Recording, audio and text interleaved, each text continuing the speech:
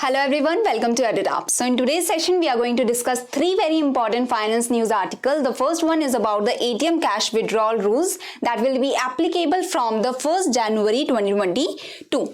The next news article is about the RBI who has put the fine on two payment system operators, and the third news is about the RBL bank. That is, it is in some trouble and we will see that why and how. So before starting with the session, there is a flat 50% off that is provided by the EduTap on all these courses, and this is available through the code. You can avail this through the code New Year, and this is available till 31st December 2021. So now first news article is about the RBL bank in trouble. So why it has been trouble? Because the customers and the depositors of the bank and the other stakeholders are getting suspicious.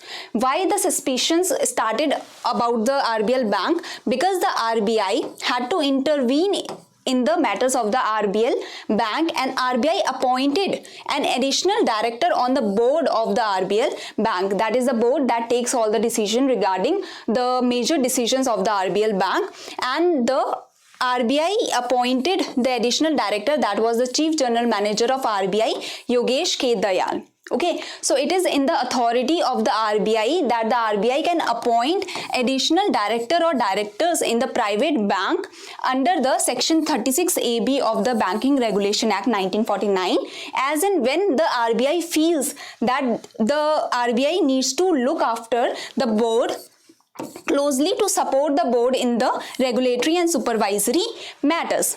And so the RBI has provided the support by appointing an additional director in the board of the RBL bank, and this raised the suspicions in the depositors' eyes and the stakeholders of the RBL bank that there must be something wrong in the regulation and the supervisory matters of the RBL bank, that RBI had to take such a step. The other things that raised the suspicion was that the bank's managing director and the CEO, Vishwaveer Ahuja, left his post before his tenure was over, and it was like 6 months was left for his tenure to get over, but he left his post, and then the RBL bank had to choose an interim CEO, that is Rajiv Ahuja. He was appointed. Okay, so this also raised the suspicion among the customers, among the depositors, that why is such situation happening? The RBI is appointing an additional director, RBI is intervening in the bank's matter, the bank's managing director and CEO is leaving his post, as well as there were some reports that was not from the reliable sources, but there were some reports that RBL has been indulging in retail credit, microfinancing, credit cards too much. It was overindulging in these things and creating NPAs. Consequently, it has burnt its fingers, resulting in weakening its financials. So it has given so much loans, it has put its finger so much into the loans and all, that the financial system or the financial distress is coming for the RBL bank. But the RBI has recently given the statement that the Reserve Bank of India said that the RBL bank is well capitalized. Okay, so there were so many concerns, so many problems, so many concerns were raised by the depositors and the stakeholders, and the stock prices of the RBL bank dropped to a very high limit. Okay, it was like 20%, 23% it dropped, then it recently dropped to minus 18%. So there was so much trouble for the RBL bank that the RBI had to give the statement that the RBL bank is well capitalized and the financial position of the bank is also satisfactory. Okay, that is, it is maintaining the capital adequacy well, it is also providing the tier 1, it is maintaining the tier 1 capital also at a good level. Okay, in September 21 we can see the data.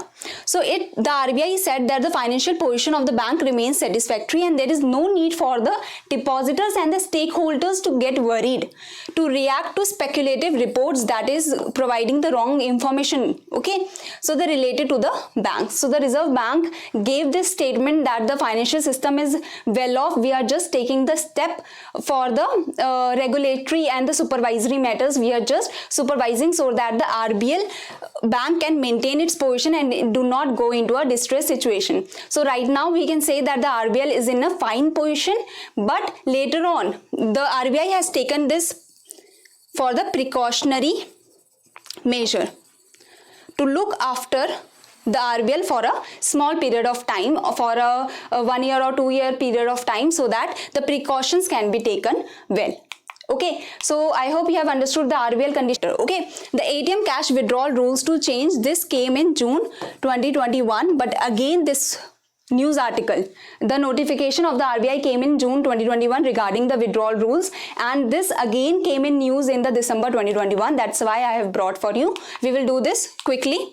So the RBI has permitted the banks to boost the charges on the cash and non-cash ATM withdrawals beyond the free monthly limitations. So now the banks can charge higher, 1 rupees higher from the customers if the customers are exhausting their free monthly withdrawal limitation, and this charge can be taken on the cash withdrawal if they are withdrawing the cash, or non-cash withdrawal, like they are using the ATM for changing the pin, they are using the ATM for taking out the statements and all, then also they will be charged. Okay, so this charge was before 20 plus taxes, but now the maximum limit of the charge that the banks can impose on the customers is 21 plus taxes. So rupees 1 has been increased in the maximum limit of the charges that the bank can impose from the customers, and this will be applicable from January. The 21 plus taxes will be applicable from 1st January 2022. So what is the current criteria? I told you that there are some monthly free that they can withdraw. So the limit is all bank customers with debit cards eligible for 5 free transactions per month. So per month they can do 5 free transactions, let it be the financial or cash transaction or non-cash transaction, that is changing the PIN and taking out your bill statement or something, at their own bank's ATM. If they are doing it at their own bank, then the limit is 5 free transactions. Okay, if the card is of SBI and they are going to the SBI ATM and then they are doing this transaction, non-cash or cash.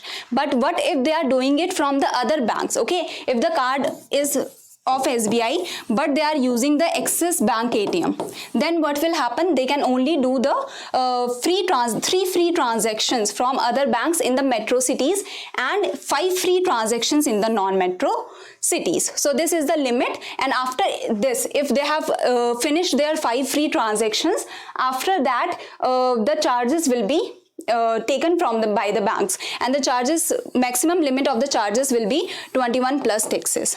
This is the maximum limit that the banks can take from the customer. Okay, on every charge, on every transaction that they are doing extra from these 5 or these 3 free transactions after this. So why this the RBI has permitted the change? See what happened in the June 2021 only. The RBI has notified that from 1st August 2021, the interchange fee will be increased. Interchange fee means the ATM interchange is the charge paid by a bank, that is, let's say SBI, who has given the card. Okay, who has this bank which has given the card to the bank where it is used to withdraw that. So now I am a customer, I am not using the SBI ATM, I am going to the Axis Bank ATM because it is near to my house. So I am using this card that is given by the SBI and I am using it in the ATM of the Axis. So this SBI bank has to give some interchange fee to the Axis Bank. So this fee was 15, and from August 2021 it has been increased to 17. So to compensate the banks for the higher interchange fee, the customers will have to give higher transaction fee now. Okay, and given the general explanation in cost, the cost of the ATM, like supervising the ATM, keeping the ATM, establishing them, maintaining them, for those charges also the cost has to be beared by the bank or the maintaining authority or the company that is maintaining. So for that also the charge has been increased. Okay, so that's why the RBI has permitted the increase in the change in the charges from the customers. So this will be taken from the customers if they do extra from the free transactions. Okay, above the limit from the free transactions.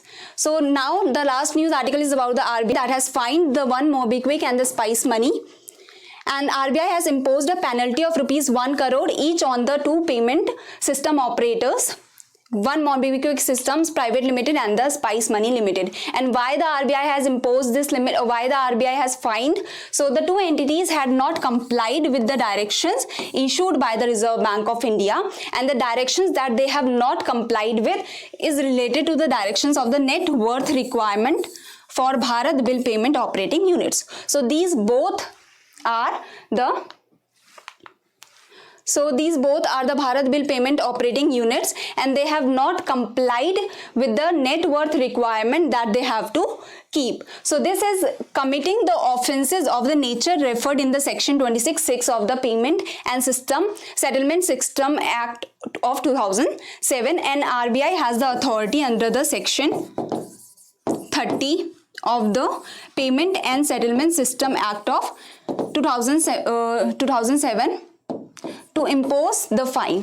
Okay, so RBI has the power under the section 30 of the PSS Act of 2007 that the RBI can impose the fine on the entities if they are not complying with the Settlement Act. Okay, so next is the background, that is why the MobiKwik, or we can say the MobiKwik and the Spice Digital, got license from the RBI to operate under the BPPS. This is Bharat Bill Payment System. So these both had got the license from the RBI to operate under the BPPS, which allowed the company to process bill payments as a Bharat Bill Payment Operating Unit.